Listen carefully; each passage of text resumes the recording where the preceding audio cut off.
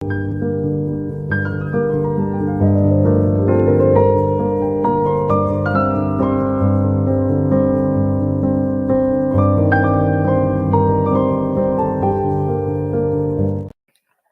right. Hey, family. Let me wake up, first of all. All right. Oh, man, I can't with these people. Go ahead. I'm gonna take pull your screen up. I'm ready to pull your screen. He's sipping like Damon Richardson, y'all. He's sipping like Damon Richardson. I hope you don't. Come on. I wanna put the screen up, or you want to freestyle something? You know what? All right, Dunamis does help me because I'm going to share my screen a lot and come off a screen. All right, first of all, let me deal with the Billy Simon, since that's the freshest thing, and he showed the email from the scholar. And I think let me just go to the email itself and just look at the back and forth that we had, so that we can have this in context, so that people don't think that Garfield is not being totally honest or whatever. Hold on there. Let me see. I don't think I have enough space here on my computer. Here we go. Potential interview. All right. So here we go. So this is the email that he showed, right? Let me ask more a question. Is a Rechabite an Israelite?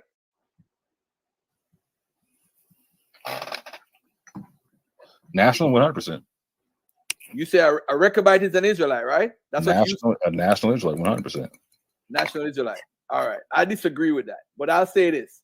If you notice anyone in the audience, would you claim to be a Rechabite to claim you're part of the 12 tribe? Because Rechabites are not Israelites, technically. They're not. If you want to be technical about it, they're not Israelites. But who would claim?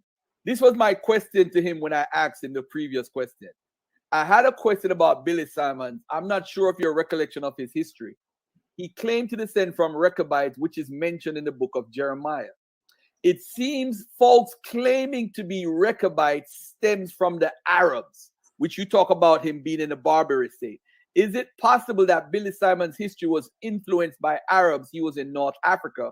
He was then purchased by Jewish merchants, which would connect him to his Jewish heritage. Just a thought. Would love your thoughts on this. That's what led to this response. He said, as you point out, Billy Simon's background is ultimately unknown.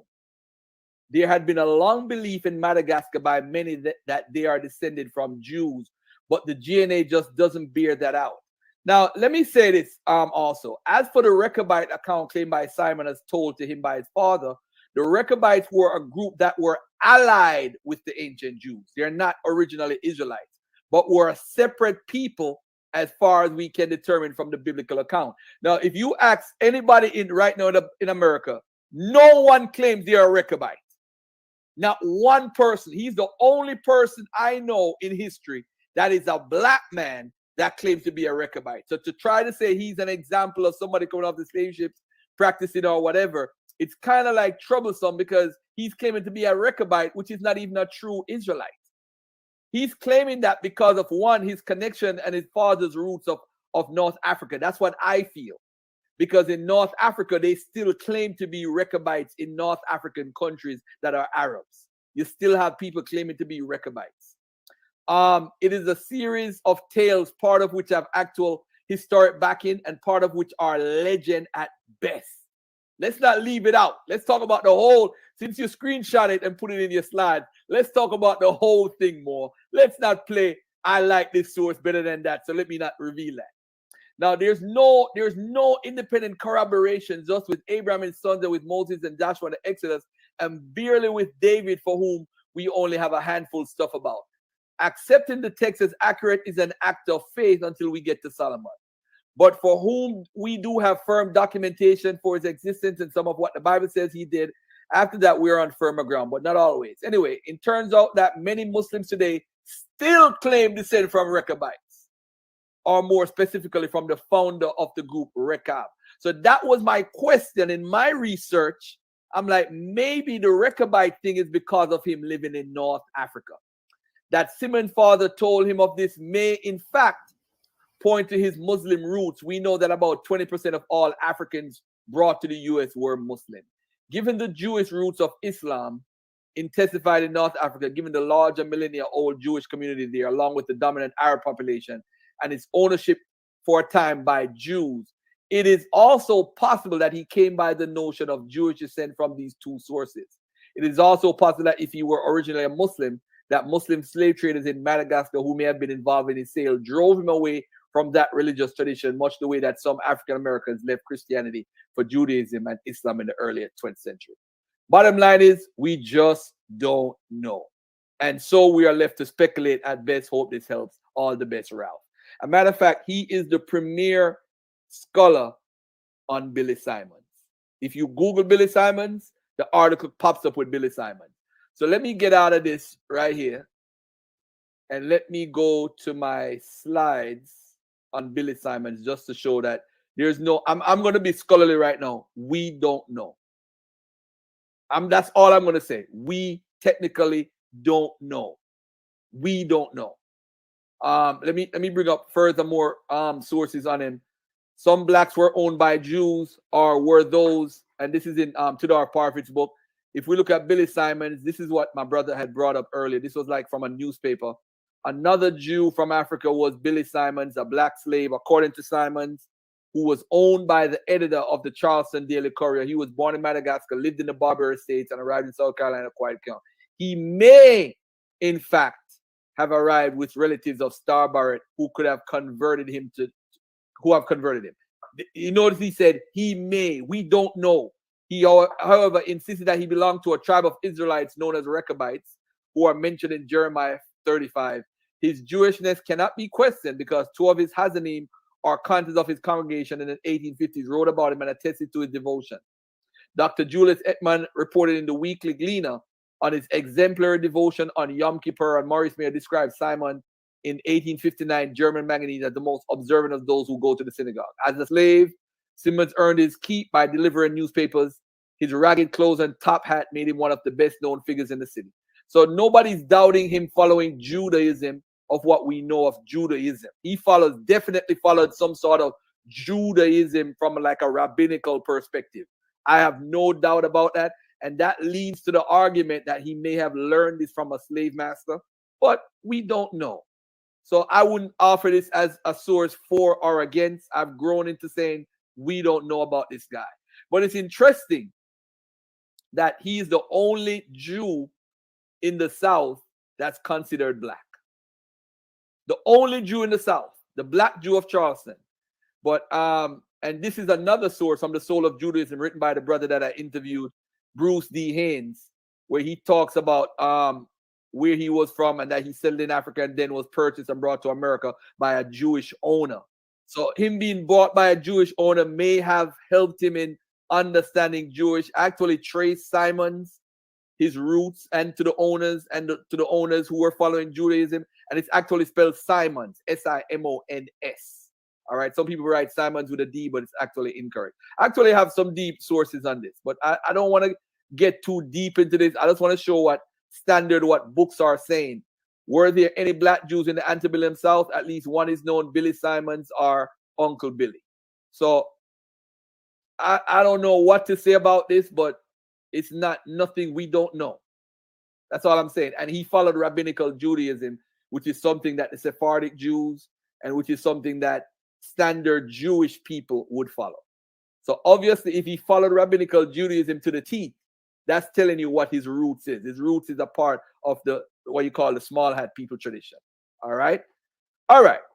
I'm done with Billy. Let me just cross that off, Billy Simons. All right. So I'm gonna put a question sign beside that. We don't know.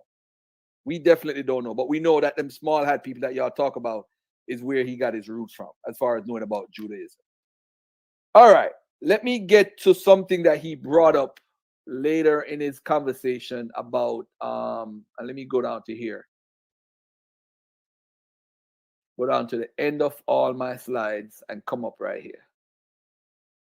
He brought up the hold on, before I get to that, let me bring up this right here. Of course, he knows about my source, so he went to the source and he read the source. Smart guy. He watches Garfield and learn, so he's a smart guy. One thing we got to say about this article that the brother left out that's very important. The importantness of this is that the sources available do not permit of the determination of whether in his stories of Jewish Negroes in the Western Sudan, Idrisi relied on traditions he had received or whether they were products of his imagination. Al-Baka, who preceded Idrisi by 100 years, indeed mentions the same eras that Idrisi mentioned, Malal and Dar, but he knows nothing of their Jewish inhabitants. That's pretty strange. Ibn Khaldun, 250 years after Idrisi, omits the whole story of the Jews. Although, as we will be seen below, he has a great deal to say about Judaized Berbers. Some scholars regard the story of the Jews of the country of Lamlam as the product of a fertile Arab imagination. Well, I wonder why my brother left that out. But the sources of Kamnuraya and Nigeria, which according to Idrisi's topography are in present-day Mauritania, between Wadi and Dara in the north and Senegal in the south, is Ptolemy. It seems that Idrisi is referring to a Negro population akin to the people of ancient Ghana, which had been vanquished by the Berbers. No importance should be attached to the tradition of the Judaization. And let me just scroll down. I won't bore you with the whole article, but let's look at what the finally, let it be noted that all of the known movements of conversion to Judaism and instances of Judaizing, those connected with the Berbers and Sudanese in Africa, are the least authenticated. Whatever has been written on them is extremely questionable. The same article that he used, by the way, same exact article. So I would throw that out. I don't have nothing to do with Idrisi and his quote and Ibn, whatever he said. I don't trust it, but I will say I'll go by the same source that he used, but he left it out. I wonder why he left those out. All right, let's go to the Jakani, the history of an Islamic clerical people, the Bani Israel that he talked about. The Bani Israel people, ladies and gentlemen, it's basically, and I say this with all due respect, that basically when we look at the Bani Israel people, these people, it's very, we got to be careful when we talk about the Wolof and the Senegal and all that stuff. But we got to be careful. What Moore said is very important, and we need to research it properly. I do agree with him. The Bani Israel community in Senegal, the village doesn't derive from Hebraic migrants. Real quick, not to cut you. I've never heard you say that before. What particularly do you agree with? Just so we're clear. As far as what? You just said you agree with me. You said what I said was important. You agree with me. I'm just trying to understand for clarity's sake. What is it that you just agree with? I'm gonna say that right now. I got you. Okay, you got it. All right.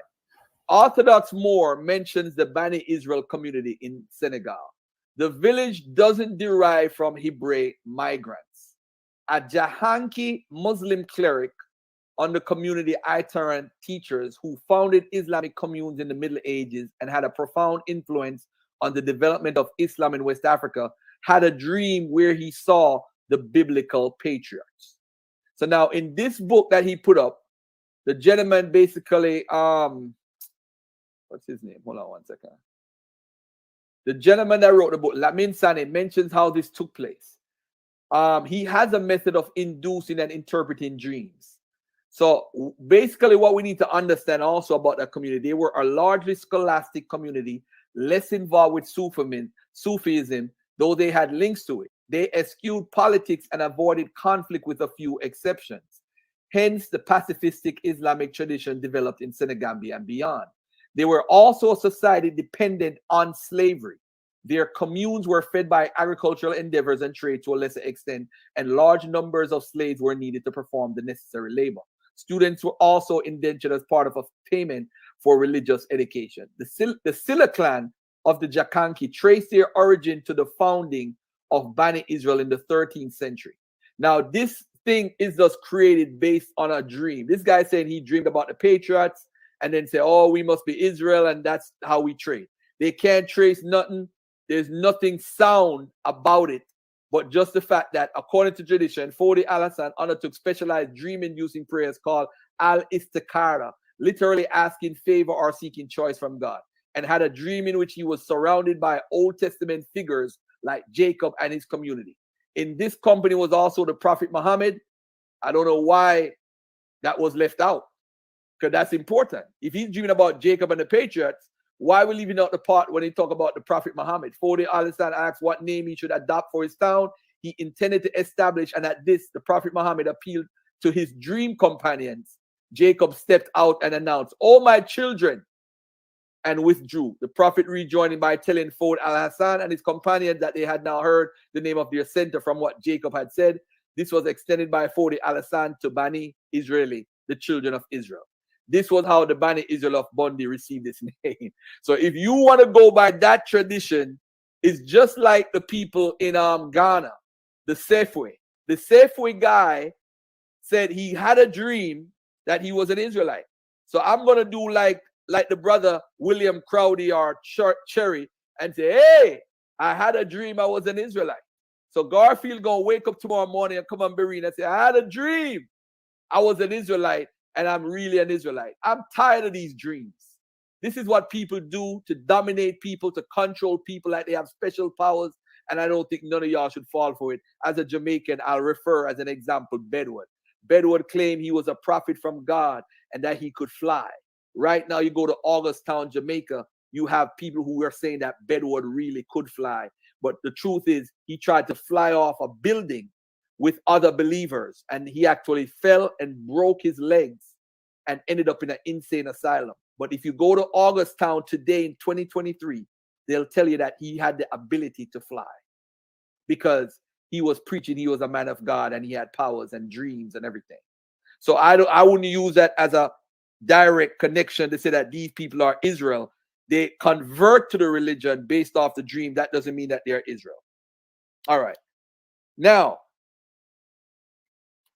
let me show, hold on, let me see if there's anything else I want to show on this slide before I start showing some stuff. Oh man, this is just nuts at this point. But let's look at, let me see. All right, so let me stop sharing for a second here. All right. So we asked the brother, we asked the brother to provide proof and evidence that anyone came off the slave ship. He said there was an Arab in the 1800s, way after the slave trade ended, by the way. And by the way, he wouldn't count technically because the 1808 is when the slave trade ended. But if you want to use him, what proof do you have that he spoke Hebrew? You have somebody testifying about him way after the fact, but that's evidence of it. But let's say he did speak Hebrew. There's nothing wrong. We have plenty of people. We have Samuel Wolkowski, who is in the 1800s, who spoke Hebrew and all that stuff. Don't mean that he came off the slave ship with Hebrew. And even if he knows Hebrew, we know Hebraic culture. We know. Hold on, let me share this part because this is very easy to deal with. What he forgot is that Garfield got sources for days. So I said, let me just bring this up. This is from Peter Mark and the other guy. And let's look at this for a second. How would somebody from Senegal know Hebrew? Okay. The present authors have worked extensively on the history of the Luso-Africans where? In Senegambia. That's Senegal and Gambia merged together is called Senegambia, for those who don't know. But what we do know is that new Christians, a number of whom were practicing Jews, evidence of the Jewish presence in West Africa remains scanty. However, and we initially argued that if some Christian Portuguese were in fact practicing Jews, they were Jews primarily in the privacy of their own families. Recent historiography has clarified the role of the Christanovos in the Atlantic slave trade during the 16th and 17th centuries, and specifically for Cape Verde. So we do have a mixture of the new Christians while inputting Jewish religious practices. Until recently, however, little was known about the implantation of Sephardic practices on the Guinea coast, aside from fragmentary materials. It goes on to show that the Jews, the practicing Jews, took on African systems, and the Africans took on Jewish systems. So we do have people being converted to Judaism in Senegal and Senegambia. That is well documented in this what you call it. So, however, neither the precise details of these presumed commercial alliances nor the details of their religious interaction as Jews with local Africans figured in these Portuguese sources. The clarification of this latter issue is crucial to the history of Luso-African identities in Guinea, which has been a focus of our previous publications. For although Luso-African identity has generally been closely associated with the Christian religion, it's important not to overlook the role that Jewish identity may have played in the creation of Luso-African Portuguese. Well, anyway, not to bore you guys with the reading of this and continuing and so forth, it does go on to point out that African systems did, as converted people, did develop some Jewishness within the Africans. I don't deny that. I don't deny that. But the issue is, if somebody is of Arabic culture and they're reading stories, or they have Old Testament stories, it wouldn't be far off. All right, now let me get to this. By the way, the brother does agree, for those who are Black Hebrew Israelites. Let me start off. He does say it was made in America. So if you're a Black Hebrew Israelite, or a Hebrew Israelite, or an Israelite who follow the One West teachings and claim you're special and have a lineal descent, he does agree with me. At that point, the debate was actually, our discussion should have been over. Now, he said the gentleman that came off the slave ship spoke Hebrew. We don't have actual proof. We do have hearsay about it, and that's a very interesting source. And we're going to get into the linguistic analysis moving forward. The Gospel of John in Arabic, I don't know how is that. Is he proving that the gospel wasn't known in America, or I know the Old Testament was in West Africa, but I don't know what Gospel of John in Arabic, I don't know what's that proving. All right. The Torah in West Africa already talked to Yeshua about that years ago. That's not a big deal. He's talk about Ghana and Christian in the 11th century is very interesting, because the people in Ghana were practicing their old traditions before any other religion was there in the 11th century. We do have documentation of that. And by the way, I'm responding to him on a fly, so I don't necessarily have slides, because this is like, I don't know what he's presenting. It's like a gotcha type scholarship. I'm just trying to hear the brother out and see the proof of Africans coming over off the slave ships practicing the religion. He showed the Gullah Geechee. The Gullah Geechee has a lot of traditions, Arabic mixture with all type of traditions. It doesn't mean that they are practicing Hebraic culture. It just means that they are practicing a tradition that they are familiar with. All right. All right. So let me get to some of the stuff that I want to bring out, and so we could make this a little bit more interesting. All right. First thing I'm going to bring about is this: the trans-Saharan caravan trade. This is from the encyclopedia. So we know for a fact that the routes, there were 7 primary north-south routes, 6 principal forest routes, and 2 west to east routes during the 500 to 1590 period. Routes rose and declined in importance depending on the empire, in power, and the amount of security it could maintain for traders and trade routes. Jews did take part in these trade routes. As you can see, all the areas he mentioned a lot of these areas, all right, but including the Gadames, the Hausa cities, Kano, Fez, Cyrenaica, all these areas were primarily funded by Jewish traders or merchants. Sijamasia. So they're right there where Ghana Kingdom is, Ouagadougou. It's right where Northwest Africa is, near where the Algerian Jews are, where Morocco is. So they could trade easily. I don't. Hold. Are you sharing screen? Because if you are, it's not sharing. Dunamis, you got him? There you go. Right. All right, thank you for that. All right, so this is from the encyclopedia.com, the Trans-Saharan Caravan Trade. You look at the routes right here, 1500 to 1590. So they've been trading a lot from those areas for the longest. So the routes are known. It's not a secret. And most of the stuff that he mentioned, these are interactions with these people. All right. Now, let me get out of this and let me take this off the screen. And I'm going to share another source. I'm going to share a source that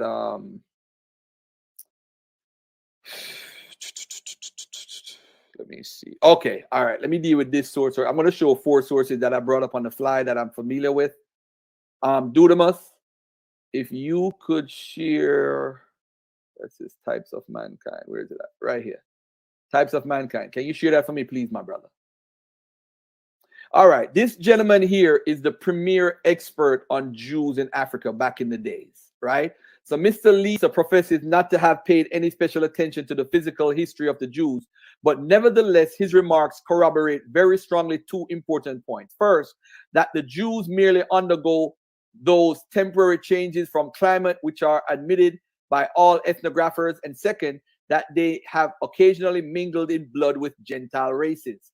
Amalgamations that account for any visible diversity of type amongst them, and that we have sought for information among the best informed of the Hebrew community in the United States may be inferred from the subjoined letter of an authority universally known and by all respected. His testimony confirms Mr. Leeser's no less than that of every Hebrew we have been able to consult.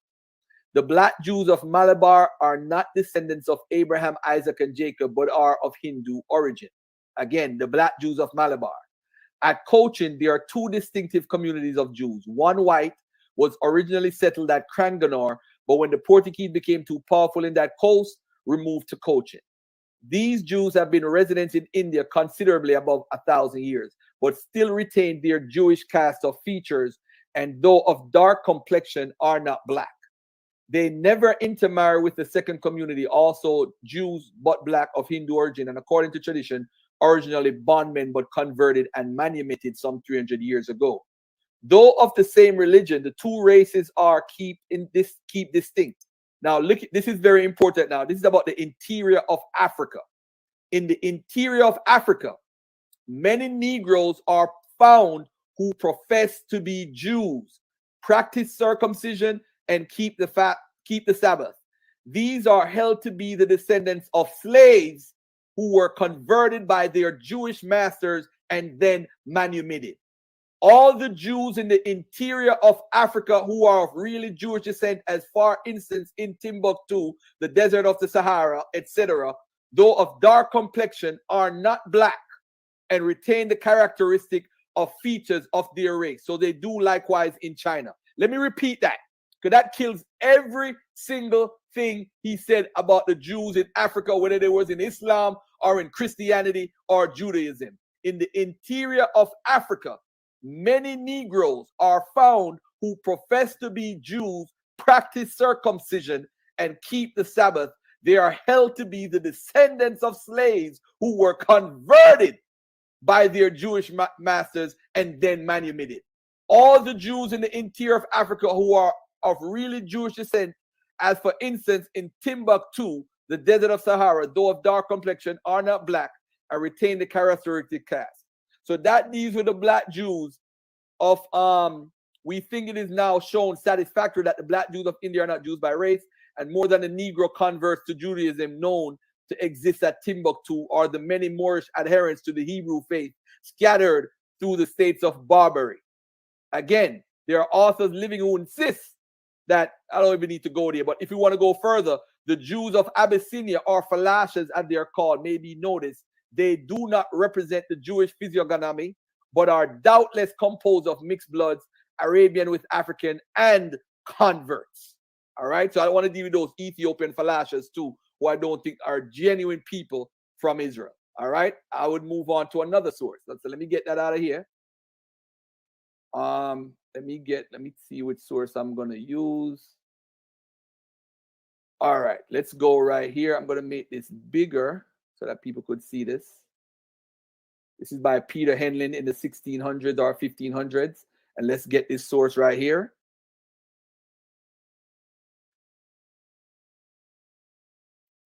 Let's get this right here.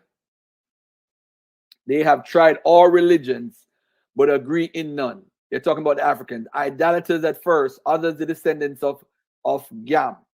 Afterwards are Ham. Afterwards, it is said that they received the rites and religion of the Jews, in which they continued very long. But that being worn out at the last, Christianity prevailed in some kingdoms of it. In the year 973, Mohammedanism began to get ground amongst them. By the diligence and zeal of some of the preachers of that law, the first who were seduced that way being those of Man, after which Timbuktu and then Galata were infected with the same poison also. In the end, all the rest of this country followed their examples except the kingdom of Borneo, some part of Nubia and the coast of the Atlantic Ocean, which continue in their ancient gentilism. Christianity being confined to a corner of Nubia and some few garrisons belonging to the crown of Portugal, and as they are of different religions, so are they also of several languages. Those of Galatans, Guinea, Timbuktu, Mele, speaking a language called Songhai, and so forth. Mountains of most note in the former time were those of such and such and such. All right. So I'm going to leave this alone. I'm going to go on to another, again, pointing out that these people were converted for whatever reason, whether it gets them out of slavery or whatever. All right. Hold on 1 second. Let me make sure I got this right. Hold on 1 second here. All right. So here we go again with another source. All right. Here we go. Dunamis, if you could share that for me, please, sir.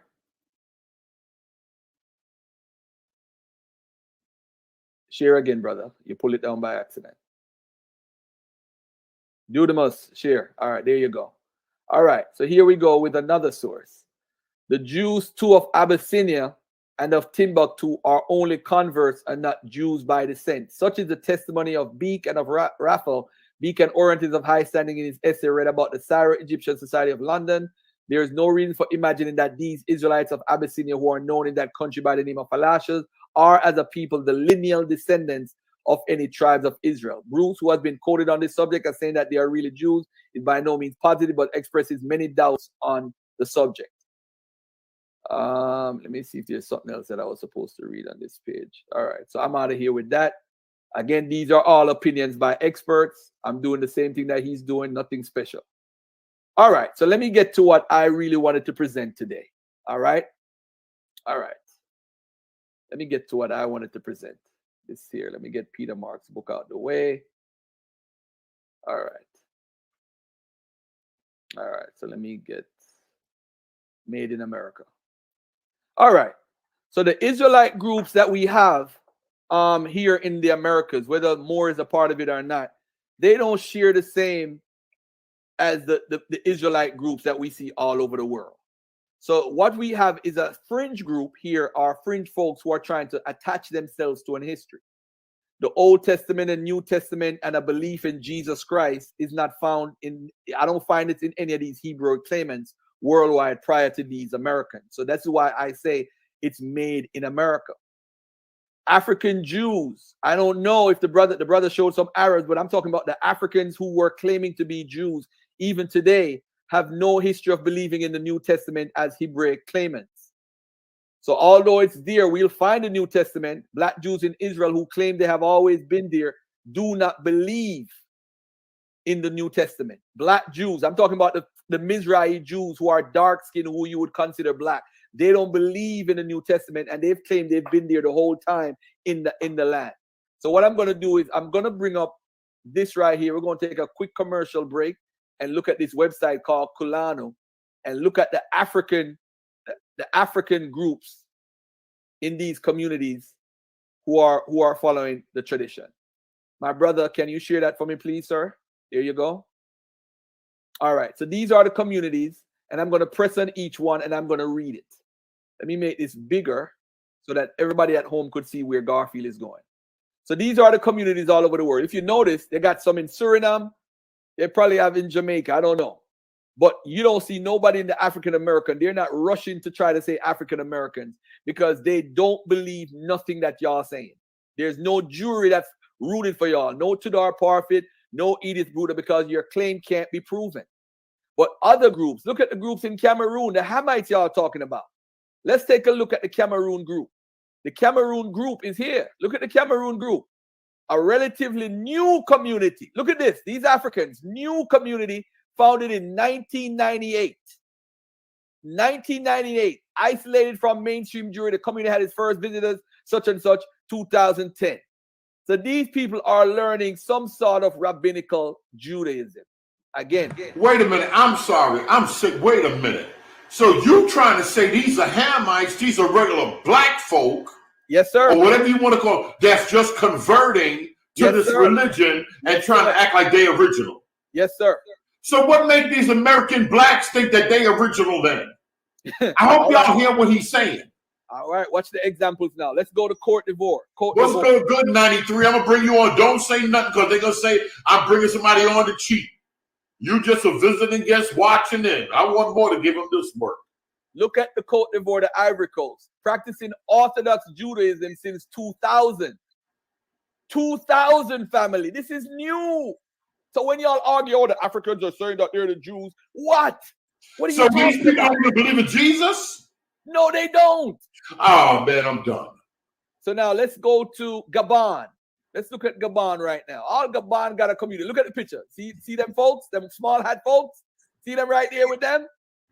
The Gabon community is a young group near the Cameroon border. Now they're running around. In 2014, the rabbi visited them. Now they're trying to get to be notarized. They're trying to get into this. All right. This is another one. That's 3 so far in Africa. Let's go to Ghana. Ghana, here we go again. The Sefwi people, the guy, as I told earlier, he said he had a dream. They visited him around the 2001. And then we have sent more than 50,000 sale proceeds to them. And these people are now saying that they are Israelites. And it started from 1976. The guy said he had a dream just like Crowdy and Cherry. If you notice, these Kulano people who is trying to help them convert to Orthodox Judaism, they ain't come to New York yet. They ain't come to America yet. Why? They don't respect y'all. They don't think y'all are anything. So let's go to Kenya. Kenya, look at Kenya. Look at the lovely kid. And if you notice, there's certain Africans that can't grow beards. This is within their lineage. It's true. Some Africans can't grow beards, but they claim in their Israel. 2007, they got 2,000 groups started to break away from the Christian church in favor of pursuing Jewish faith. Let me go back. Let me go back one more time now. So let's see who we have here. Let's come down to Suriname in the Caribbean. Look at them Jews in the small hat people in the Suriname. They are converting people, although they've been there from the 1600s, 1700s. They have a very strong community. So I'll get off of this. I think I made my point with that. But let me show another website. And I want to encourage everybody here that when you claim something, and I'm showing this to show that those people, hold on there. Let me hold on there with the evidence. What should I show? Should I show linguistic? You know what? I'm not even going to show this website. I'm gonna leave. This is overkill right now with the African stuff. I'm gonna leave my African brothers alone. Rick said that they waking up. How they waking up to without Jesus? How they coming out the church waking up and leaving Jesus? Thank you. A lost tribe. And by the way, too, and let's figure this out for a second. How did these lost tribes learn about these religions? How did these converts learn about the Old Testament? If you remember this for family, in 70 AD, the exiles at that time would not know a New Testament or prophecy, example, Luke 21:24, because Luke, Matthew, or John wasn't written yet. There was no New Testament canonized. So these Jews fleeing into Africa and hiding would not know the New Testament. I'm going to say it again. They would not know the New Testament existed at all unless somebody brought it to them, which is Christianity. Now watch this now. Before the Assyrian exile, there was no physical organized canon was in place. So traditions, rules, laws would not be known to remember by the so-called lost tribes. And let's deal with that right now. I'm gonna deal with this. Let me go to my source and let me just kill this whole argument about transferring information. They learn all of what Moore showed is all about conversion and people bringing Judaism too. He's actually proving my case better than me. I love his slides. His slides was excellent in making my point. I love Orthodox Moor. If you're deciding, I'd give you a Muslim kiss right now on the cheek. I love Orthodox Moor. Brilliant, brother. Thank you. And I'm gonna steal all them slides when I go home tonight. When I'm gonna steal all the. Oh my God, he proved my case. As a matter of fact, I'm gonna show this video on my channel tomorrow. How to beat up the black Hebrew Israelite by Orthodox Moor. I'm gonna show that tomorrow. Because he came on and he said, yeah, it's made in America. Yes. So I already won the debate, but this is just overkill now because this is the problem. The problem is he wants to prove that they brought Judaism over here, Hebraic culture, just because some Arabic guy spoke Hebrew or some person whatever, right? But watch this now, watch this. Here's a book that just came out November 2022 by Jonathan Adler. Is Judaism a younger religion than previously thought? So my Israelite brother gonna be like, oh, we don't follow Judaism. Okay, I'll give you that. But let's take a look at what this scholar point out. The origins of Judaism, archaeological, historical reprisal. I have it on my computer if y'all want to see the book, so y'all know I ain't front. Adler lays out the case in Origins of Judaism, a new book published Tuesday by Yale University. He argues that standard Jewish practices, from ritual bathing to avoiding representational images of humans and animals, didn't come into widespread use until around 100 BCE. Oh my. The date is some 900 years after the Israelites settled in Jerusalem, which became the center of Judaism. So what is this guy talking about? Adler examined artifacts for years, a lot of them. So then he started saying, oh, let's look at the things that the Jews practice that we learn today. And based off his comprehensive analysis of previously discovered vessels, the archaeologists note that the use of chalk pitchers, bowls, and cups for storing food and drink began about the same time. Unlike ceramic pottery, chalk was thought to be impermeable to spiritual impurities, and it became highly favored by many Judean households in the 1st century BC. The porous and dusty material is more difficult to manufacture than ceramics. Now, look at this now. You know there's a strict taboo about graven images with Israelites. Expressed in the Bible's second commandment also appears to be a late development. Coins made in Judea during the 4th century BC, when the province was part of the Persian Empire, and then after Alexander the Great conquered the region around 331 BC, often include both the names of Judean officials and images of what? Eagles, bearded men, winged lions, and even foreign deities, suggesting they were widely used by Judeans despite the biblical prohibition. So, ladies and gentlemen, they wasn't following no commandments because it wasn't circulated under one banner yet of Judaism. Some people may have done it, but the people in the era was widely doing whatever they wanted. They had Judean figurines. I call it the voodoo doll, the Judean voodoo doll. Pillar figurines. And now, let me also show, they had, the Egyptomaniacs gonna love this. The Israeli archaeologists uncovered a host of artifacts featuring likenesses, including an image of Greek goddess Athena, a jug carved with the face of Egyptian god Bes. The latter was made from local clay by non-Judeans. The find suggests that at least some Jerusalem residents did not abide by the graven images taboo. Let's get to something more important. The Jewish holy days. Biblical law also forbids preparing food, writing, and drawing water, among other activities, on what is known as the Sabbath. We do not know how pervasive Sabbath observance was during early biblical times, and when exactly the observance of the Sabbath took hold among the ancient Israelites. No evidence predating the 2nd century BC, which suggests that ordinary people regarded any kind of activities as prohibited on that day. This is the Sabbath. So the Sabbath that is holy, there's no evidence that it was prohibited or you couldn't do certain things before the 2nd century BC. And a perfect example is Elephantine. And the first reference to Sabbath worship was by a Greek source in the 7th century BC. And you could work and do whatever you want on that day. And in the Elephantine papyrus, another source that showed the Sabbath and that they were able to do whatever they wanted on that day. All right. All right. So I'm going to leave. Should I leave this alone? Okay. The same holds true for the most important Jewish holiday, Passover. Passover. Adler said there is little sign in non-biblical Judean and foreign texts that this event was celebrated widely, if at all. Among common people prior to the 2nd century BC, that clearly had changed dramatically by the time of Jesus, when Passover was described in the Christian Gospels and other contemporary texts, as well as established holiday that drew thousands of pilgrims to Jerusalem. So you see in the Christian Gospels, like Acts 2, they are all coming back. You see in James 1, it says that he wrote a letter to the lost tribes of Israel. To the tribes of Israel, the 12 tribes of Israel, not lost tribes, because lost is made up under rabbinical stuff. There's no lost tribes of Israel. It's made up. Now, at the end of the day, family, another major holiday is the Sabbath of Sabbaths, a sacred day of fasting and prayer that came to be known as the Day of Atonement or Yom Kippur. According to the Christian Gospels, the commemoration appears to have been universal among Judeans by the time of Jesus. But the archaeologists found no earlier text mentioning the widespread commemoration of this holiday. The same proved true for the Feast of Tabernacles or Sukkot, which harks back to the sheltering of the Israelites in the desert after their escape from Egypt.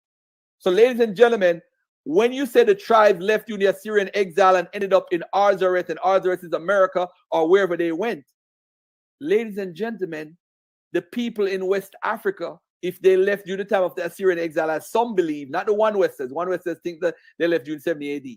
But if you're saying that they left prior to the 2nd century or 3rd century BC, what would they be teaching or know? They wouldn't have known none of these laws that y'all talking about, because it wasn't organized enough as a culture yet for it to prolong and go all the way back to 2,000, 2,500 years. All right. Then we look at the dietary habits. This is where a lot of the pigs and the catfish bones. So my African-American family that eat catfish, you may have an argument that you are an Israelite based off of catfish, because they found tons, thousands of catfish bones and pig bones during the Iron Age when Israel was at its highest peak. Don't play with me with this information. I'm going to get out of this right now before I hurt nobody else's feelings. But let me get back to some comments I got to make now. All right. So what about the Persian Jews, the Assyrian Jews, and the Babylonian Jews, right? What about those Jews? And we need to have an honest conversation. I'm going to get into DNA shortly and linguistics. I want to show you guys, let me show y'all guys this right here. Let me get this on the screen real quickly. All right, here we go. I'm about to get this on the screen. This is something that I've never shown. I've never shown this. I'm going to tell y'all right now. We want to play games. This is going to be done today. Party done today. It's done. I hate this. Now look at this family. And more, you could use this because you seem to be taking a lot of my sources and putting in your slides. And I admire that about you. You're a real dude for that. Thank you. Even my emails ain't safe no more, Barry. My emails ain't even safe. Dudes copying and pasting my emails. Damn. I'm sorry. Now look at this family. This is from the archives of the Babylonians. I don't know if y'all know this. 2003, they went in and they found some artifacts of jewelry recovery. And March 6, 2003, they found over 27,000 documents to let us know what was going on with the Jewish community. They have textbook fragments. They have trunks of stuff. They have over 26 trunks, National Archive. That's in DC right now. They start identifying each document. So over 2,700 Jewish books and tens of thousands of documents were discovered. The recovered books and documents dating from the mid-16th century, which is the 1500s to the 1970s, became known after their discovery as the Iraqi Jewish Archive. The archives of Jews who we don't think we are attached to. Okay, I'm going to tell you why in a second. Watch this. This is Iraqi Jewish lifestyle from the 800s. They're going to show different primary sources, prayer books, Hanukkah book, Haggadah, which is in the biblical text, Hebrew calendars. So the Jews here are celebrating Hanukkah, and they have their own calendar system that they set up from the 10th century of the Common Era. This is a copy of it right here, Hebrew calendars. All right, personal and community life. Records show that 50,000 Jews lived in Baghdad in 1910, at a population of 200,000 by 1949, and estimated 130,000 Jews lived in Iraq, primarily in Baghdad, and most of them actually, hold on a second here. Let me see if I could have this here. Schools, hospitals, all type of stuff, right? I'm gonna go through this real fast so that more could have the chance to copy and slide them in his slides the next time me and him talk. But we're going to look at this carefully. Now, ask yourself this question. Garfield, why are you showing these people? Why is it you're showing these people? Because guess what? These people have been there for over 2,500 years. And I'll say it again, 2,500 years. Remember when Nebuchadnezzar dispatched them?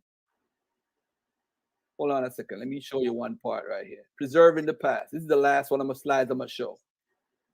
All right. So now they have documents. Why do see more documents? Okay. All right. So let me get out of this, and I'm gonna go to my slides. Let me bring up this real fastly before we go any further. We got to deal with this. I deal with this yesterday on Bereen, but he ain't gonna be able to stop me now because now he's gonna look biased. The reason why I'm gonna concentrate on 3 sets of Jews right now. Why am I concentrating on them? And I'm gonna tell you why. Because these Jews were taken there by the Assyrians. So when the Assyrians took them, there's something special about these people, all right, that you got to understand. Hold on. Why is it I can't find this slide? Here we go. I showed these slides on Bereen so many times. Y'all must be tired of this slide right now. The reason why I'm bringing this up, right? The reason why I'm bringing this up, the Iraqi last Jews, because it says here, over its 2,500 years of existence. Now, ladies and gentlemen, this is very important. The Iraqi Jewish community formed a homogeneous group and was able to maintain communal identity, culture, and tradition through over the centuries, all despite multiple conquests. Look at what they're able to do. Don't y'all call yourselves the set apart? But look at this, what's important. They were distinguished from their Iraqi brethren.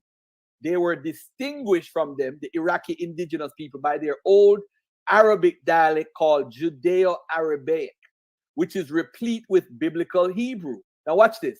They were set apart by their dress, their observation of Shabbat, holy days, and kashrut, their unique cuisine, and among many other things, a deep yearning for their spiritual Jerusalem and Zion.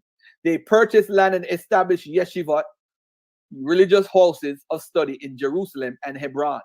Their social and religious life was based upon Talmudic and biblical rites, and they led an independent communal life headed by the chief rabbi, who oversaw the community's educational system, religious code, and tax imposed upon kosher meat.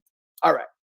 So now, in Garfield's book now, Misconceptions and Misinformation by the Black Hebrew Israelite, Volume 1, I write about the Al Yahuda, which is Judah town. The tablets reveal life of the exiles in Babylon. It teaches us that we weren't slaves like we were slaves to the Pharaoh. It teaches us that we were simply free people in Babylon, living not only in Al Yahuda, but also in a dozen other cities where Jews either lived or did their business. The Al Yahuda tablets dated to the 6th and 5th centuries BC are a collection of about 200 clay tablets on the exiled Judeans living in Babylon. The tablets are named after the central settlement mentioned in the documents Al Yahuda, Judah town. All right. These are the names of the towns that they found in the Al Yahuda tablets. The book is on Amazon. It's like $600. Anybody want it, I'll mail it to y'all. It's not a big deal. I don't even need the book anymore. The Al Yahuda tablets is over 200 tablets. Activities of those who remain in Babylon till the land and build houses by virtue. They were explicitly protected from being turned into chattel slaves. The term Susano designate proprietors of bowlands who held grants of income-producing property. That means that Nebuchadnezzar gave them income-producing land. So now the earliest date was 572 of these documents, and the latest is 477. All right. The only records we have in there of anybody trying to return back to Judah is the 2 folks we're talking about, Siddur and Yaeli. These people stayed in the land, they did not return. All right. Judeans seem to be comfortable and even in some cases own slaves themselves. All right. 5 million Jews lived outside Palestine, about 4/5 of them with the Roman Empire and so forth. Now let me go to this book, Binds Intertwined. Again, any book that I show, if you want a copy of it, PDF, email me at askbrothergarfield@gmail.com. Let me hurry up and wrap up. I'm not long-winded. The Jews of Babylon. What about the Jews of Babylon, Garfield? This continues the Al Yahuda tablets. And by the way, the Al Yahuda tablets is written by Judeans. So they're the ones that's writing about themselves and documenting it. So the records that they found in when they went into Iraq the second time, that's when they found the Al Yahuda tablets, by the way, when they went in and tried to beat up Saddam Hussein in 2003. So that's when they actually found the Al Yahuda tablets and all these documents. But the Morasha archives, they've been have this from like the 1800s or the 1900s. This is over 800 cuneiform tablets of fragments that preserve financial records of what may be called an ancient banking firm. So hold on a second. You telling me in the 5th century BC, Jews was running stuff like they were a banking firm? Does that sound familiar? Does that sound familiar like your culture? Not to sound like a conspiracy theorist with the Rothschilds and all that stuff, but it didn't Plummer beat me up one day? The late great Plummer, rest in peace, the Plummer, to Garfield, the Jews in Tau in Africa was known as the Rothschilds of their day. So it sounds familiar. These people are into banking. 90% of y'all in the chat probably ain't even got good credit. And the Bible says you should lend and not borrow. They in the banking and y'all acting like it's wrong. But go ahead, I'm listening. Garfield, it's your last day. I'm sorry. This is the last day. I'm good. The records date from hence the reigns of Artaxerxes and Darius II and deal with the members of the royal family, small landowners, and numerous lesser individuals. Among the lesser individuals are many personal names that appear to be of Jewish extraction, about 80 individuals. So, ladies and gentlemen, from the Al Yahuda tablets, they're documenting the Jews living in Babylon. All right? This is the Babylon right here, kingdom, never conquered Egypt. But what's important, family, is that these families in the common era, starting around 212 or 219 AD, started to build communities in Babylon. Nahardia was a school, yeshiva, Pombedeta. You have Surah. You have something called the rabbinical eras, the Zugat period. So you have the Pharisees. The Pharisees are the ones that led to become what's called rabbinical Judaism. And of course, my BHI guys say that they're black like them. So they're the ones that started rabbinical Judaism. So if the quote-unquote small hat people is following rabbinical Judaism, you shouldn't be mad with them because they're coming from the Pharisees that you say is black like you. Now look at this now. If you look at this scripture right here, this one scripture I'm going to bring out. The Lord shall open unto thee his good treasure, the heaven, to give the rain unto thy land in his season, to bless all the work of thine hand, and thou shalt lend unto many nations, and thou shalt not borrow. Now, ladies and gentlemen, this is Deuteronomy 28:12 under the blessings. Where have you seen Jews lending unto many nations? Garfield will show you. It's in the Morasha archives right here. Morasha archives. That ain't you. That ain't you. And to show and prove even more, let me just pull out this dagger right here that I pull out all the time. But it correlates with what Garfield is saying now with this gentleman talking about people in West Africa. And I'm going to show you something that's going to kill all of this argument right now. That's why I'm going to get banned from here forever. And I don't mind being banned as long as I'm getting banned on truth. Now, let me ask everybody who's listening a question. We know Garfield has brought up Benjamin Tadella before, right? And this is the book right here. Benjamin Tadella. He traveled all over the world over 13 years. He said Judah was exiled. And he said that Gozan and the Medes, the people were exiled to the areas that the Bible says. So if you look in the Bible, 2 Kings 17:6, it says in the 9th year of Hoshea, the king of Assyria, took Samaria and carried Israel away into Assyria and placed them in Hala, Habor, by the river of Gozan, and in the city of the Medes. Okay, what happened when he went to Medes? He said, "Oh man, we saw all these people on the river Gozan." Another reference, and they speak the language in which the Targum is written, which is Judeo-Aramaic. So they are carrying on their Jewish Hebraic language. And look at this. The account of the Assyrian settlement of Israel, he finds who belonged to the first captivity, which killed Shalmaneser led away. On the river of Gozan, he said the people are there. He said the Israelites spread throughout the cities, and there he heard a rumor from farther east that there are men of Israel in the land of Persia who said that in the mountain of Nisabor and so forth. Now, ladies and gentlemen, everywhere the Bible says the Assyrians took them, they are still there today in 2023. But what happened is a lot of them left in 1948 or after 1948. Operation Ezra, Operation Nehemiah, Operation whatever. He said, this is a guy 700 years ago, said he saw 100,000 people in Gozan, thousands in the Medes, over 40,000. See right here. There are hundreds of thousands of Jews in the city of Teman, 50,000 Kabar alone. Learnmen and Great War. There are 30,000 Israelites here. So hold on, are these people lying? They're at the same places where the Assyrians took them. Why are they lying? All the places where the tribes were sent. What are you talking about? So now that we have this in play right now, ladies and gentlemen, we're in a predicament. And the predicament is, what are you going to pull now, Garfield? It's so happy that the people in Persia, right? Those people spoke what's called a Judeo-Persian language. The people in Babylon spoke a Judeo-Arabic or a Judeo-Aramaic language. The people in Assyrian, the Jews, speak a Judeo-Aramaic language. When did you, Moor, or the Jews in the Americas lose their language if they are Jews of lineage? Why is it every Jewish culture in the world has kept their language except y'all? I was about to use the N-word, except y'all N-word. I can't say it on Beree's channel. Why is it every Jewish culture in the world has kept their language of Hebraic, except y'all? You don't have no Judeo-African. You don't speak no Judeo-African-American. You don't speak no Judeo-Gula. You don't speak no Judeo-Arawak. You don't speak no Judeo-Jamaican. Hold on a minute, Garfield, because I'm finna call you the N-word. I'm sick of you. I'm sick of you. I'm sick of this guy right here. Let's go to commercial break for a minute. Let's go to commercial break for a minute. And before I bring more back up, because I'm sick of Garfield. Matter of fact, before I bring more, let me finish up. I got you. Let me finish up with this. Garfield, this is your. I promise you. This today is your last. Where your screen at? I'll let you finish up. I want y'all to ask a question before I even bring it back to more. Taz is in here.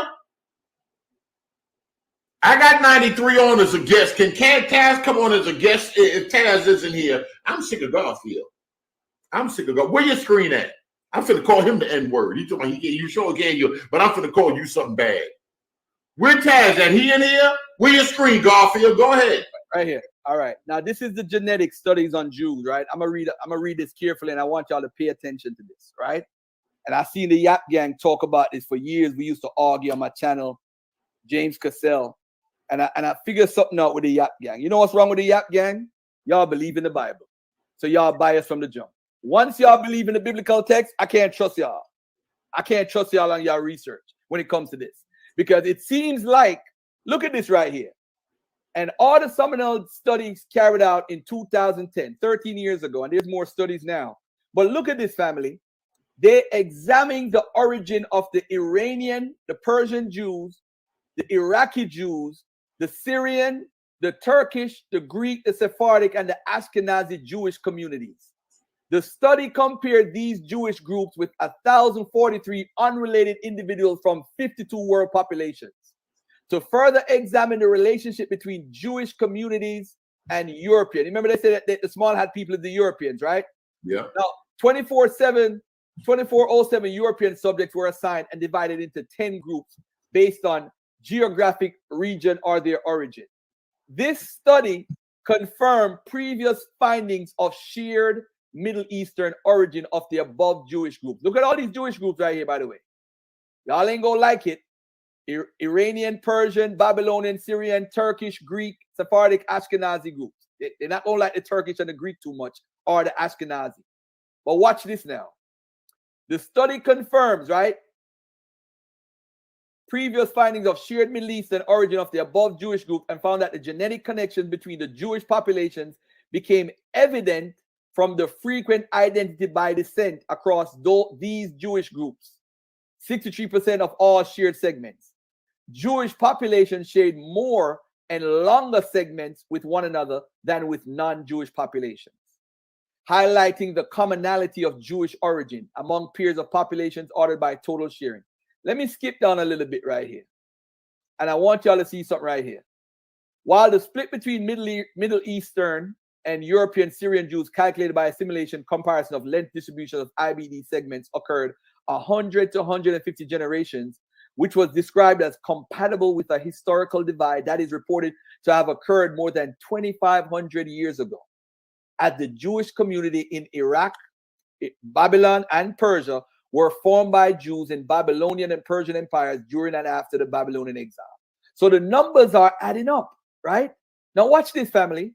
The main difference between the Mizrahi, and look what Mizrahi is, for those who don't know, are a group of Jewish communities comprising of those who remain in the land and those existed in the diaspora throughout and around the Middle East. Mizrahi Jews. So the Jews in Egypt is Mizrahi. The Jews in the Arab Jews, they're Mizrahi. Watch this now.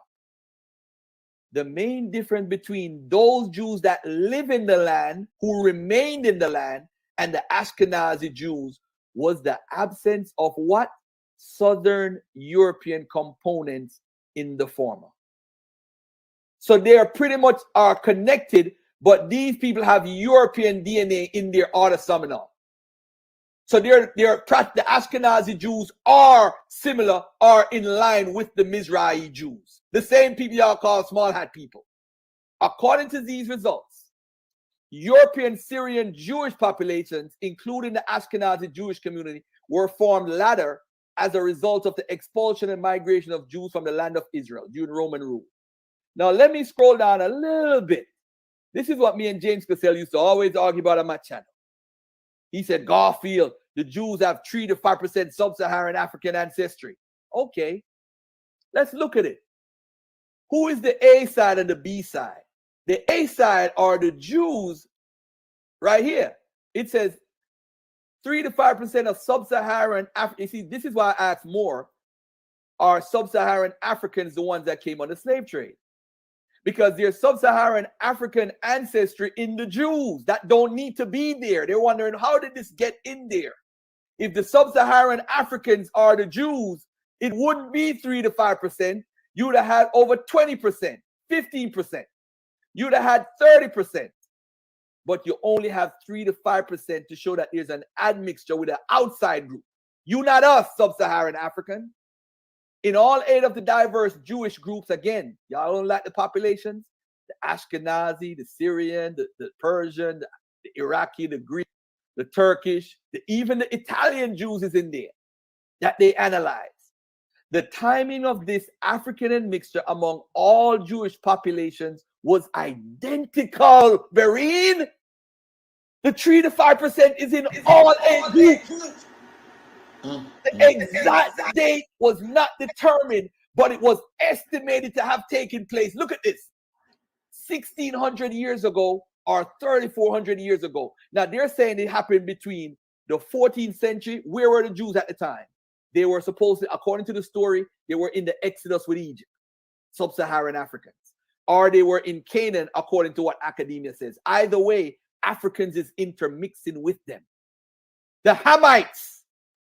But watch what Garfield gonna say. I don't believe it happened in the 14th century BC. Listen to what Garfield says and what the ultimate goal is here. Although African admixture was determined among some South European and Near East populations too, this admixture was found to be younger compared to the Jewish groups. So they found it in Southern Europeans, because if the Africans are intermingling in Canaan and the Levant, how come you have Southern Europeans with it too? How do you account for this? This admixture was found to be younger compared to the Jewish population. These findings, the authors explained as evidence regarding common origin of these 8 main Jewish groups. It is intriguing that the Mizrahi, the Persian, and the Iraqi Jews, who are thought to descend at least in part from Jews who were exiled to Babylon from 2,600 years ago, share the signal of African admixture. A parsimonious explanation for these observations is that they reflect a history in which many of the Jewish groups descend from a common ancestral population, which was itself mixed with Africans, most likely ancient Egyptians, prior to the beginning of the Jewish diaspora that occurred in 8th to 6th century BC, the author concludes. Now, ladies and gentlemen, what was going on in the 8th century to 6th century BC? Bingo, you had the Nubians, and you had the Nubians being killed off by the Assyrians, but the Nubians were overseers for Israel. That's why they were protectorates. That's why when they found the 1,500 skulls in Lachish, those skulls are connected to who? Pre-dynastic ancient Egyptians, which the Nubians are also connected to them. So that's why now we could say it came in during that time, during the Sennacherib time period, the 25th dynasty. That's when I would say the Africans mixed with the Israelites, because that's the perfect time period.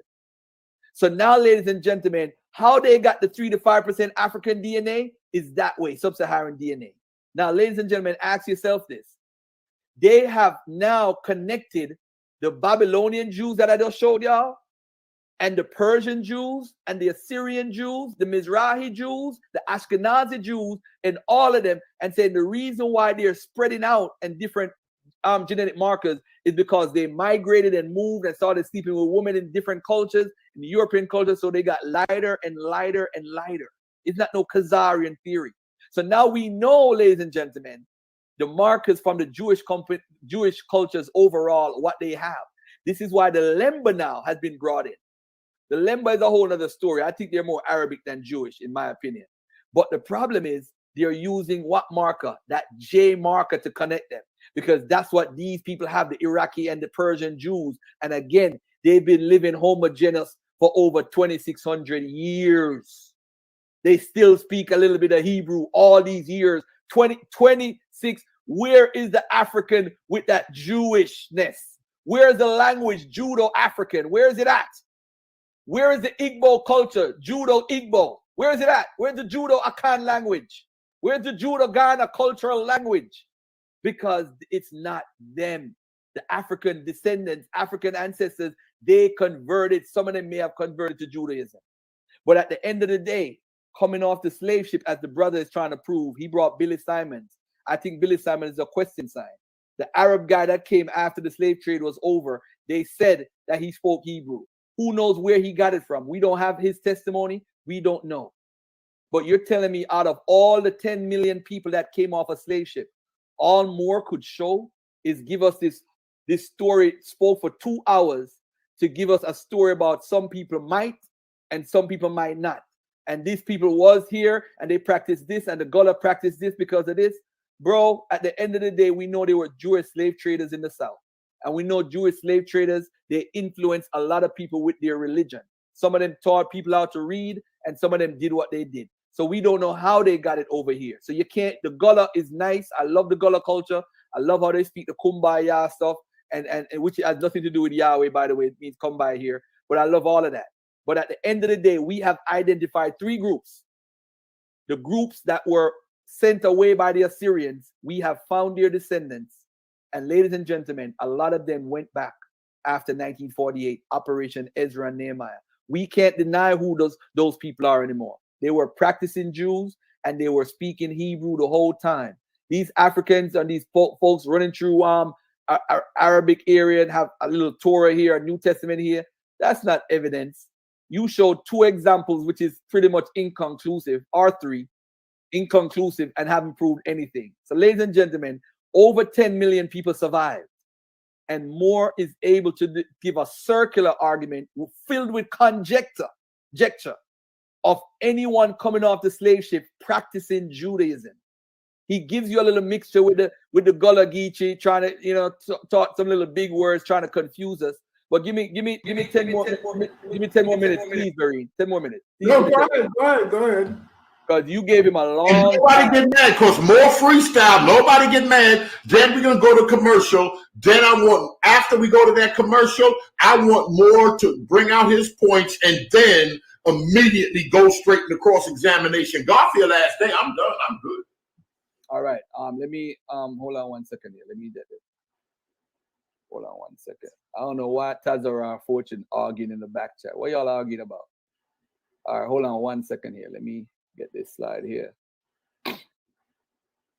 So the majority of the people that left Israel under the Assyrians, we know where they are. The most of them lived actually in the land, the Mizrahi Jews, which the people don't like to talk about. The Mizrahi Jews continue to live in the land. And that's what I'm going to talk about right now. Just to put aside all this, who they are and who did and all that stuff. I'm tired of this whole conversation. All right, here we go. Let me share my screen.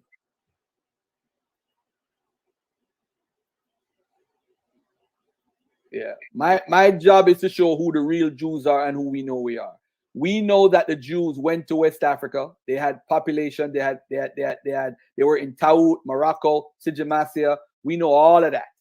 Are those the real Jews? Does Moore think those people are lineal Jews? Because those people converted Berbers, and the Berbers converted some to Christianity, or Berbers converted some people to Judaism. So at the end of the day, the Berbers were Arabs, Jews, or Christians. Now let's look at this right here. 800 able-bodied men. Let's look at this for a second. This is second Samuel 24. I'm sorry to use scripture on your channel, brother, but I got to make this point real quickly. 2 Samuel 24 verses 9. And Joab gave up the sum of the number of the people unto the king, and there were in Israel 800,000 valiant men that drew the sword, and the men of Judah were 500,000 men. So 800,000 men doesn't include the elderly, the male and female, women and children. I could add another 800,000, making the population about 1.6 million. In 2 Chronicles, let's take a look at this real carefully. 13 verses 3. I'm quoting scriptures again. Forgive me for that. 800,000 men versus 400,000 men. Now, and Abijah set the battle in array with an army of valiant men of war, even 400,000 chosen men. Jeroboam also set the battle in array against him with 800,000 chosen men, being mighty men of valor. In 2 Chronicles 13, 15 to 17, we have that 500,000 of Israel, according to the biblical text that y'all believe in, that 500,000 were killed. All right. So, and Abijah and his people slew them with a great slaughter. So there fell down slain of Israel, 500,000 men. 500,000 dying leaves a population about 1.1 million in Israel. The Assyrians recorded that they took 27,000 to Assyria and 13,000 to Persia. Assyrians took 40,000, which is less than 5% of the northern tribe population. 95% of the population remained in northern Israel. And that's a major point, because even if you look at the primary sources right here, even if you look at the distribution of Israel after 720 AC, BCE, depending on the numbers that you want, 100,000 remain in Samaria, 40,000 exiled, 80,000 fled to Judah. If it's more people, 80,000 fled, 230,000 remain in Samaria, 40,000. So if the majority of the people left in Israel, what are we talking about? Are we going to say the people are not there? And guess what?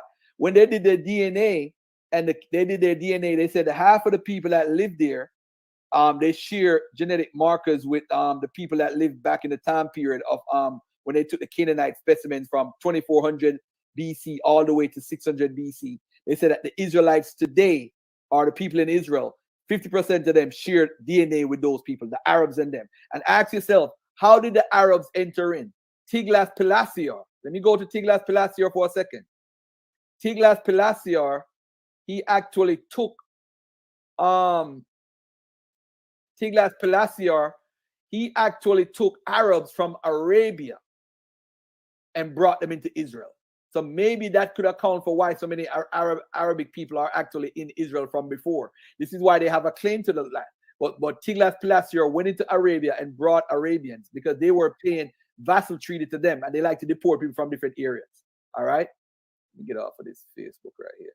All right. So that deals with that. Let me deal with one more thing I got to deal with as far as coming over here on the slave ships. We know, ladies and gentlemen, if you look at the Africanisms, there is a oh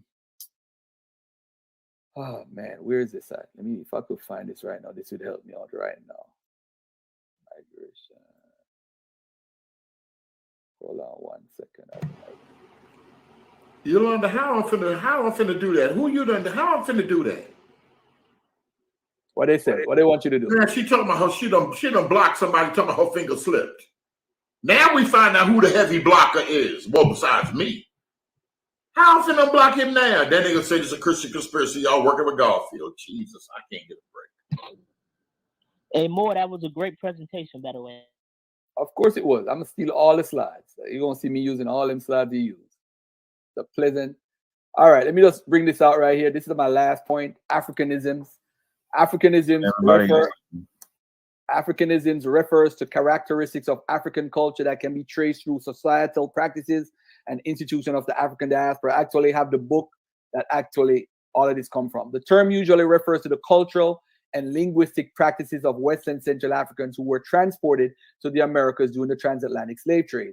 Africanisms have influenced the cultures of diverse countries in North and South America and the Caribbean through language, through music, dance, food, animal husbandry, medicine, and folklore. Even the American English, the language spoke by African Americans, is greatly influenced by the phonological syntactic structures of African languages. African American languages were not initially studied because of that. All right. Jamaican Patois. English is the official language of Jamaica, but the grammatical structure, vocabulary, sound, and syntax of Jamaican Patois has roots in African languages. The use of only verb tense in Jamaican Creole shows its relationship to root languages of the Niger-Congo region, where they also use verbs with no past or future tense. The music, you have African-influenced music, jazz, rhythm and blues, rock and roll, soul music, the banjo, all that people, the African tradition, sacred music.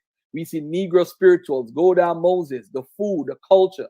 We see all of that being brought over, but we don't see this. Where is the Hebraic food? What food did they bring over and eat as Africans that they loved that was traditional? What about the dance routines of the Israelites that they remember? What songs they brought from the Israelites?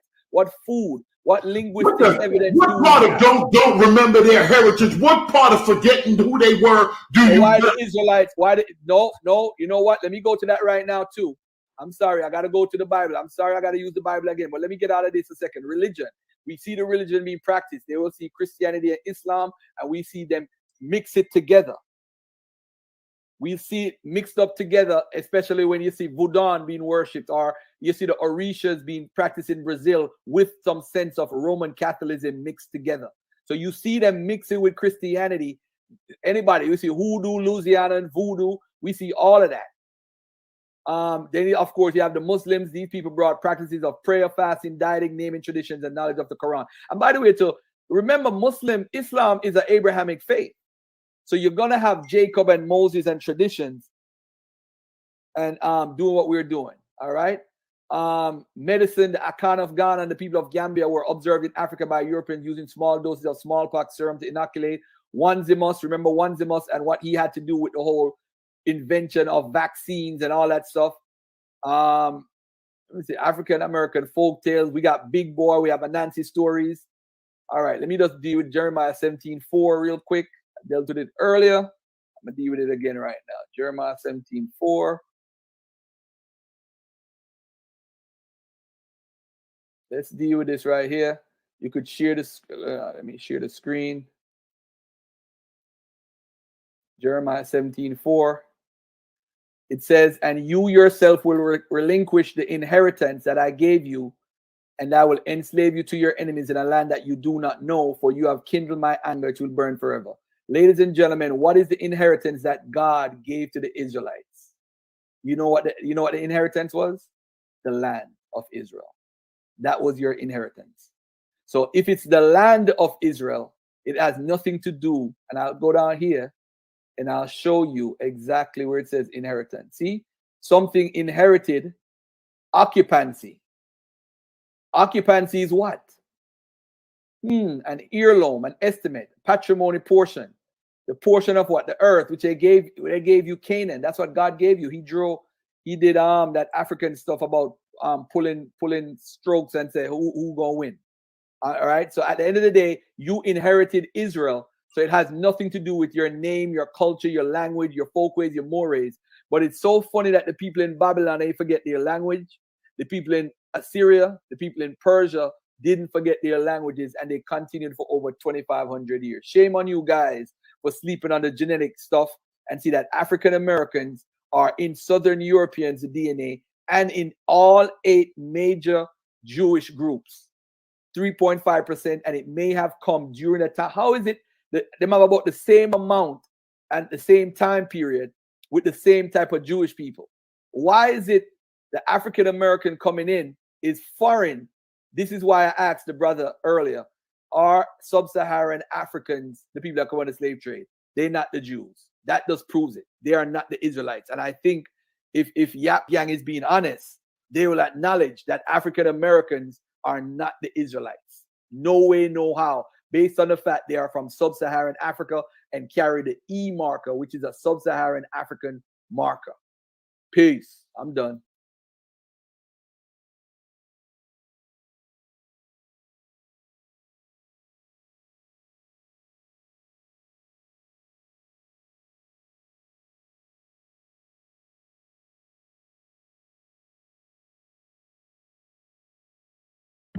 Brent?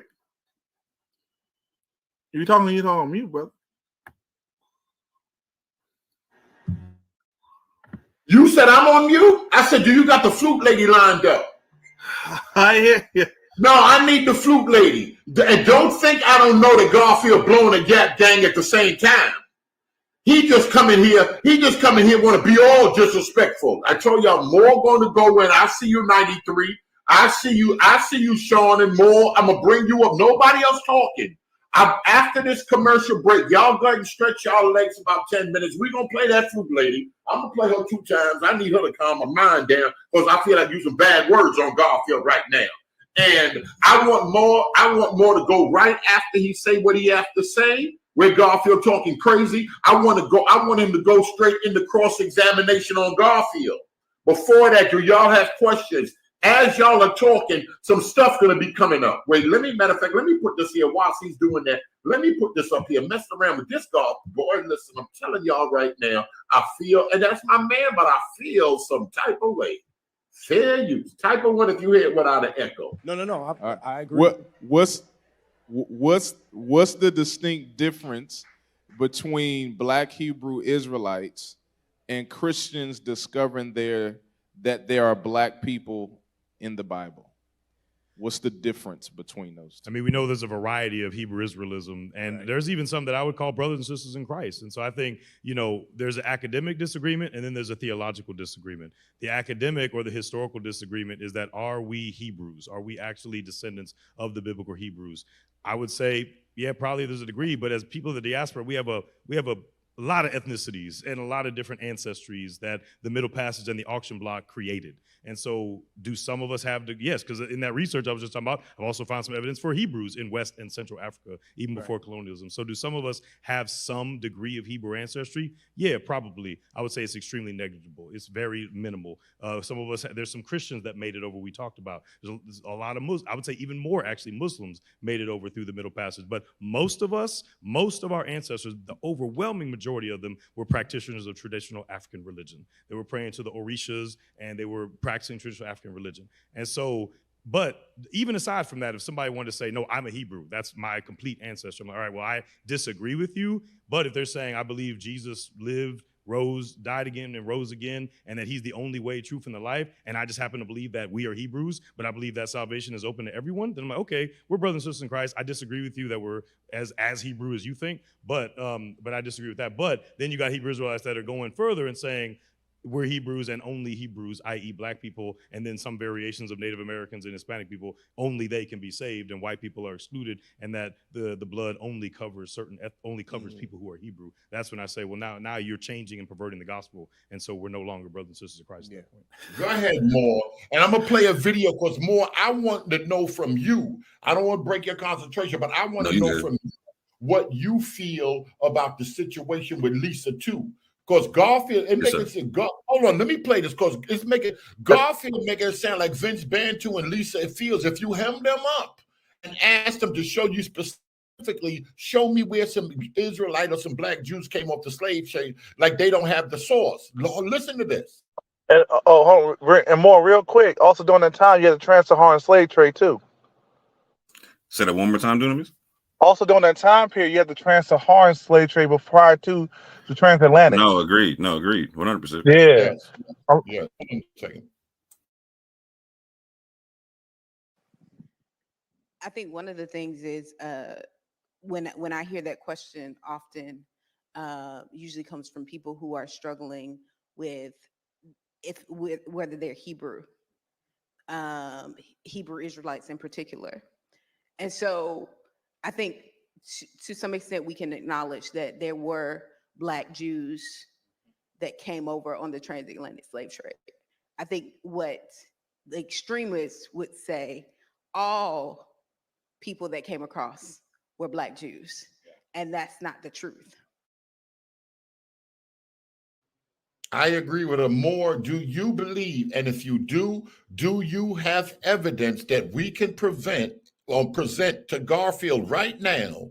Do you have evidence that anyone getting off the slave ships in America, United States of America, down south, Charleston, Maryland, Mississippi, anywhere, or the West Indies, were Hebrews, were Israelites? Or you don't have any per se, but you just going by faith. If they were in West Africa, they had to make it over. A few of them at least had to make it over here. Or you're leaning towards the Bible and prophecy also, without any extra biblical evidence? Oh no, I don't do the outside the extra biblical evidence. Like if you're going to talk about proving something, you got to get your hands on material culture with it, right? So one, me and the rest of the app do not believe that it was a large percentage of people coming off the slave ship that came that would have been Israelites, Hebrew, etc. You don't believe? You said you don't believe it was a large percentage. No, sir. No, sir. But we do believe there would have been some, etc. whatnot, right? And some, just a real quick piece of evidence that Garfield brought to the table, right? So they're killing the whole awakening right there. They killing Deuteronomy right there. Yeah, but like so a real first doctrine right there. Go ahead. I'm mute myself. You got the floor. Nobody else talk but more. So, but Garfield brought a fantastic piece of evidence that actually proves that shows the percentages of what I'm talking about. Like, so he talked about the pews earlier, right? So when Garfield, Garfield, shout out to Garfield because he introduced the whole community to the concept of the documentary that was done that Ephraim Isaac and et cetera, whatnot, right? Yes. And if you go into that documentary, me and Garfield talked about this before. He stated that like one of the brilliant things about that documentary is that it showed that we were not illiterate coming off the slave ships and whatnot, right? And if you watch that documentary, like I've asked Garfield this before on air, like what was the languages that they actually pointed to on the pews or whatnot? So they point to a couple of Ge'ez letters or whatnot, but what they also point to is a shorthand version of the Tetragrammaton written with multiple yods.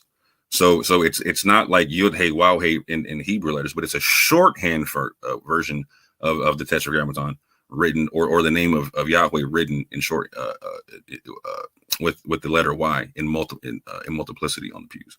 So there. But however, you see a bunch of different African stuff in that church that's not Hebrew, right?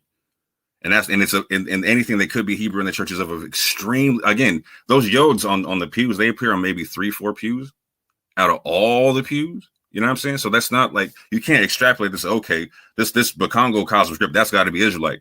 This 9 patch that comes from northern Nigeria, that's got to be Israelite, or et cetera, right?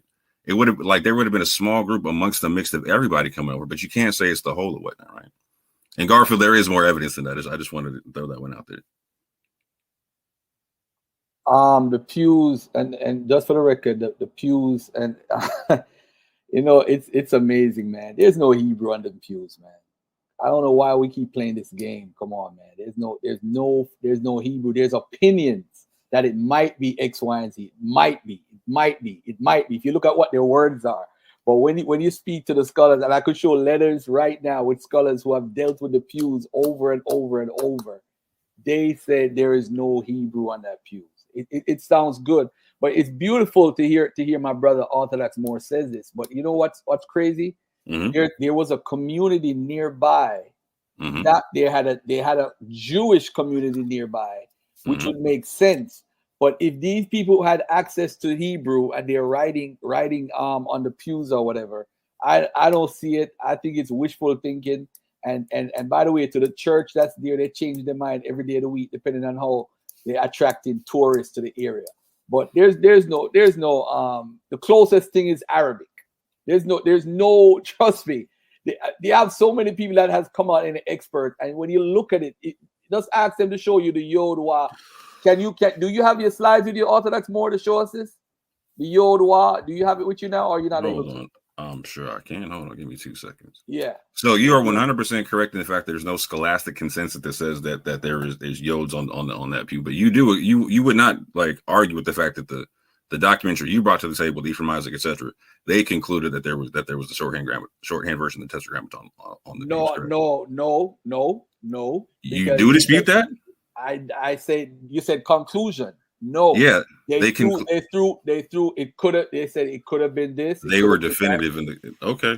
No. So I'm sorry. So more. So you don't. No, that I can easily take care of. But I won't worry about that. Go ahead.